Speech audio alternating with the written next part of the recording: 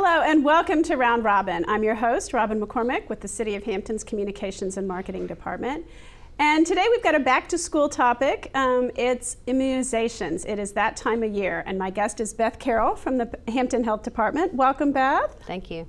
Now we wanted to start a little bit early and remind people that before kids start school for the first time and sometimes before they go back, there is a requirement that they get some immunizations. Yes. Brief us on exactly what that is. Let's start with kids entering school. Kids entering school, which now we're thinking about kindergarten, but also daycare, Sometimes Head Start, some of the early learning right. programs. There are vaccines that need to be done after the age of 4. So even if sometimes we're catching up on shots they've missed from younger ages, but also new things that are, or boosters of shots they've gotten before that are due after the age of 4. And the main ones of those is diphtheria, tetanus, pertussis, what's called Tdap, or DTaP for younger children, polio, measles, mumps, rubella, second varicella, chickenpox vaccine. And then sometimes we're catching up on doses of things like hepatitis B or Haemophilus influenza B, Hib, that they should have finished earlier and haven't finished.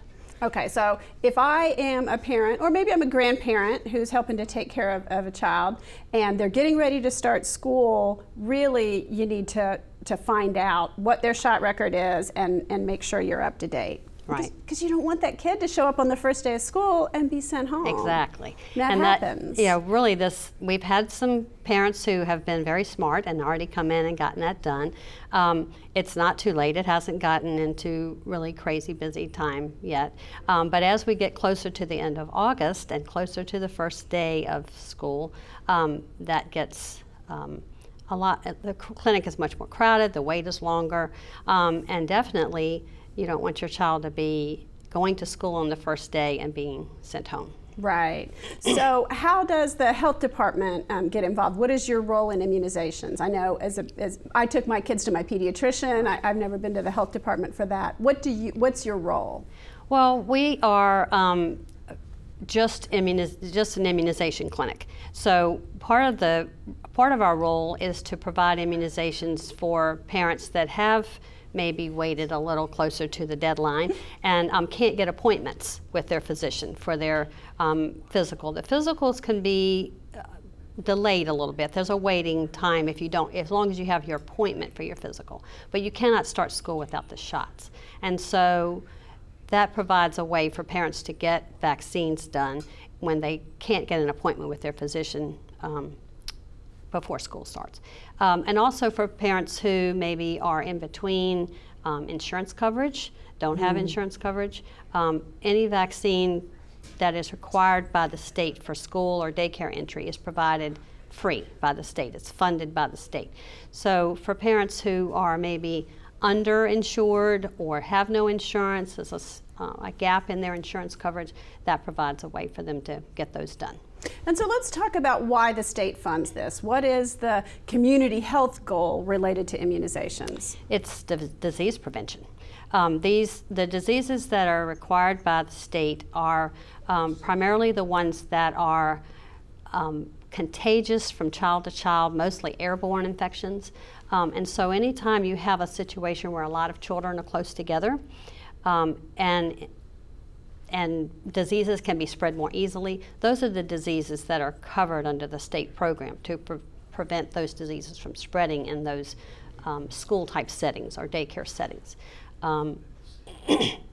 There are some exceptions to that as far as diseases that we see increasing more readily, and they may be also funded. Right, like your hepatitis or something like Right. that. Well, some people out there, may remember when a lot of these diseases have been sort of eradicated in the United States. But a lot of people out there may still remember polio. Or, certainly I remember chickenpox as a kid. There was no vaccine for that. It would spread through, typically first, second grade or, periodic bouts. And for most people, that is not a serious disease, but there can be complications, and it can be very serious, particularly for very young children. Most people are not aware of some of those rites of passage, we call them, of measles and chickenpox, and we all went through them, and most of us did well and are still healthy. But a lot of other people weren't so lucky, and chickenpox can cause, those pox can be down in your throat, can be in your lungs, can be in your brain, and then you have much more serious consequences to them. And then if you're around someone whose immune system is not healthy, if you have a family member that has heart disease or diabetes or is on cancer treatments, for whatever reason their immune system can't handle those diseases, then it's certainly more dangerous for them. Right, so that child might have a mild case and be perfectly fine, but could have spread the disease to someone else for whom it might be much more serious. And like you said, a lot of the parents today don't know when we talk about diphtheria or pertussis or Haemophilus influenza B, what is that? Or even polio. I remember polio, and they get a false sense of security that these diseases are gone. But we are a very global society now, and because of foreign travel, because of foreign adoptions, those diseases are just a plane ride away. And they are present in other countries, even though we've eradicated a lot of them in the United States. We still have to vaccinate because of that type of communication with people from other countries or travel to other countries. And now some parents might be lax because, this is one more thing I have to take. It's hard to schedule and it costs money sometimes. But some parents also, there have been, especially spreading through the internet, fears of effects of immunizations. Right, and I think that's what we've gotten to, like we were talking about. We've got more of a fear of vaccines and not so much a fear of diseases. Because and these diseases were very deadly. Right. These are not you're sick for a day or two type of diseases. They're very deadly diseases. They can cause meningitis, they can cause paralysis, they can cause death. We've gotten, because you're not familiar with the disease, we've gotten that security that the vaccine is worse than the disease. And sometimes that vaccines don't work, and vaccines are very effective. Mm-hmm. Even if a vaccine is not 100% effective, and you maybe get a mild case of the disease, it's much milder than it would have been had you not been vaccinated. Yeah, I would say one of my children got, I think, chickenpox maybe after just one immunization shot, not fully vaccinated, but it was a really mild case. But you forget. Like, I saw those bumps and I'm like, I don't know what that is. Right. You don't expect it. Right. So even if, most vaccines are in the 90% range of effectiveness, and so if you're in that 5 or 10%, that's not pleasant to still get the disease, but it's generally a much easier, milder, shorter course of disease.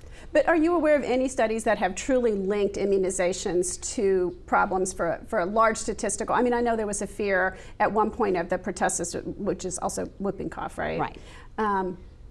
And a lot of people weren't vaccinating, and then whooping cough began to come back a little bit. It's a hard balance sometimes, and there have been many, many, many studies done to disprove some of the things that are on the internet as far as vaccine risk. And we know that there is no link between vaccinations and autism, say, which was a big one. That was a big one. And that was one of the ones that drove some of the fears about the old whole cell DTP, the diphtheria, tetanus, pertussis booster we used to give, caused more local side effects, redness and swellings and fever. And so partly because of that, they developed what we have now, that's an acellular pertussis. It's a more refined, taking just part of the cell. And we have less side effects with that, but we also have a lower level of immunity from that, it's looking like. And so that's what's happening somewhat now with the pertussis outbreaks we have. Partly is that may be a safer vaccine, but not as effective. Gotcha. And not as long a lasting immunity. The other reason we're seeing pertussis is because until 2005, we didn't have any way to boost adult immunity for pertussis or whooping cough. Those adults that have not been vaccinated since 2005 essentially have no pertussis immunity anymore. They haven't had any doses since they were a child, and that's worn off. So that was also what was happening as adults were getting pertussis. We don't hoop. Our airways are bigger, so we don't make that whoopee sound. And so it was often not recognized as pertussis. People said they thought they had bronchitis, or you hear people say, I had this cold, I got rid of the cold, but I can't get rid of that cough. In adults, pertussis is known as 100-day cough. And so, because it lasts that long of just coughing and coughing. And they're spreading pertussis and not know it. So that's the other reason why we're seeing increased pertussis, because of unvaccinated adults for pertussis. Gotcha. Okay, so let's assume I'm a parent, and I do sort of know that before I enroll my child in school, there needs to be an immunization check and everything needs to be updated. But what I forget is when those boosters occur, and that I think can trip parents up. Right. And some of those childhood vaccines that are given, once you finish the series, they're done. But things like diphtheria, tetanus, pertussis, we have to boost. And you have to boost every so many years. For those, it's every 10 years generally. And if you haven't had the vaccine that has pertussis in it, you need that. Even if you had a tetanus diphtheria last year, if it didn't have pertussis in it, you need that. So there's things you need, some of those vaccines that you need throughout your life. Flu vaccines are yearly. You have to redo that every year. Right. That one's not mandated, but you recommend it. It is good practice. Yes, and especially, again, in those school-type settings. Children are not very good about covering their mouths and noses and not coughing on their friends. Washing their hands. And playing with toys that they share. Sharing drinks and lots of things. Children, we teach them how to share, and they do that very well. So those type of diseases like that are airborne, like flu. It's very important in those kind of settings. Do you just have to keep your shot record up to date, or are there particular watch points, like say entering middle school, where you need to go back? So for younger parents that are going to have children getting ready for school, there are certain milestones. Babies get their first hepatitis B at birth generally, and then those ages are 2 months, 4 months, 6 months, 12 to 18 months, and then they're pretty much done until that school entry time at 4 to 6. And we get some confusion about that. It's somewhere between 4 to 6 years old. So if your child got their boosters at 4, they don't need them again at 5. They're good. And then the next milestone, like you said, is middle school. And again, that's a booster time for something like tetanus, diphtheria, pertussis. Tdap is what the 6th graders have to enter school. Okay. Must be present or they will be going home. And then there's a list of other vaccines that are recommended then at that teenage age that haven't been done at a younger age. And then the other milestone is college. And we're having lots of kids coming in now because colleges tend to start earlier. A lot of them start earlier. And so they're coming in now for those vaccines for college. And some of them are just documenting that you've had those shots you should have had during your teen years. So sometimes you need to pick up your records to take to college with you. And you may just need to update that, make sure that the college gets those records. And then things like meningococcal. Meningococcal disease is very prevalent in college campuses. It's a bacterial type of meningitis, a very deadly, fast-acting type of meningitis. So most colleges require that meningococcal vaccine. And what some parents are not one of the new recommendations is that even though they got a meningococcal, let's say 11 to 15, they need another booster now to go to college or military, living in a barracks or a dorm especially. Gotcha. So if I'm sitting home watching this, I'm all of a sudden overwhelmed with, there's so many possibilities of what I might need. What should I do? Well, you can certainly speak with your physician about it. Call your doctor and say, is my child up to date at getting ready to go to college, or they're getting ready to start middle school, or is there something that they need, or do they already have everything they need? And maybe you probably will need to get a copy of that from your doctor to take to the school or college. You can call the health department. Well, that's what we're there for, to answer those questions. You can find information on the Centers for Disease Control site, or there's a really good parent site called Immunization Action Coalition. It's just immunize.org. And so a lot of those schedules for children, very easy to read, easy to follow for parents, are on that site. And they have a link to the Centers for Disease Control.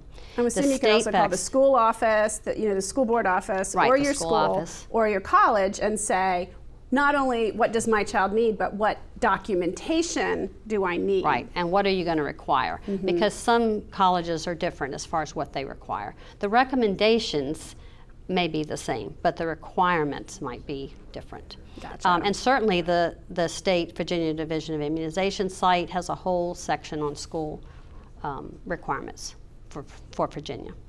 Well, that's certainly something to keep in mind as parents are thinking about back to school clothes, back to school supplies. Kids maybe have reading lists that have fallen to the bottom of the pile, Right. you know, as you begin to dust all these things off. But it's really important with the immunizations not to wait until the last minute. Right. Because you may not be able to get in. Put this on your list, yeah.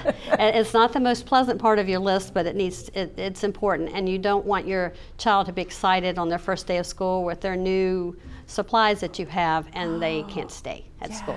You have to come, and you have to leave work or home to come get them. Yes. Yeah, that's not pleasant. No. Okay, so Beth, how do we get in touch with you and find out about the hours that you can get shots in Hampton, and what, you know, if anything, people need to bring with them? Well, we have our links on the city website and our health department website. Our clinic is at 3130 Victoria Boulevard. Which is right next to Andrews School. Right next to Andrews School and the Pentran bus depot, the main center. It's on the corner of Victoria and Algonquin. We have a walk-in clinic. You don't need to make an appointment. That's handy. It's Mondays from 1 to 3:30, and then Tuesday through Friday, it's also morning hours, 8 to 11:30 and 1 to 3:30. And that just means you have to be there during those times and sign in. Okay. But no appointments are needed. But especially as you get toward the end of August and closer to school, there may be a wait time. So people should maybe bring coloring books or electronic toys or things to keep the kids busy. We play movies, and we use the auditorium as our waiting room, if that gives anyone an idea of how busy it is. And we play movies, and we try to make it as easy as possible.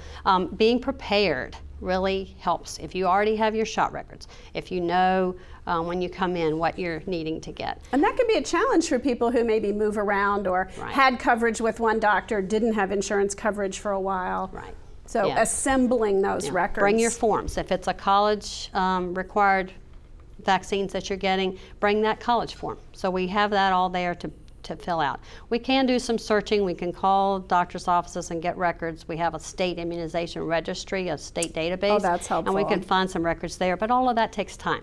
So the more you have that together, the shorter time you're going to wait. Okay. Anything I've forgotten to ask you before we close? I don't think so. Just now's the time. Now's the time. You know, come in before we get into closer to school time. Okay. Well, thank you very much, Beth. Thanks for coming by. And don't forget, there are requirements that your children will have to meet, and earlier is better. Let's get prepared for school with the immunization records now. Thank you.